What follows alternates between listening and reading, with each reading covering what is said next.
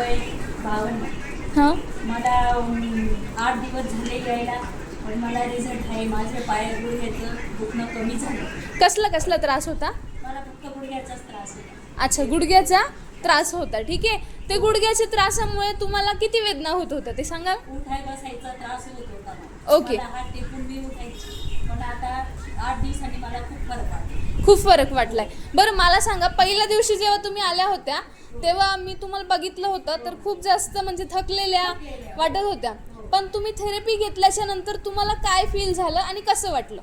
एकदम असं अंग मोकळं झालं माझं. इतकं मी फ्रेश वाटायला लागलं मला, तर माझ्या मनाला माहिती. ओके, खूप जास्त फ्रेश वाटायला लागलं आणि म्हणूनच त्यांच्या चेहऱ्यावरचा आनंद तुम्हाला सगळ्यांना बघायला मिळतो आहे. ठीक आहे. बरं आई मला सांगा की तुम्ही आता थेरपी सेंटरमध्ये येत आहे, तर बाकीच्यांना तुम्ही काय संदेश द्याल?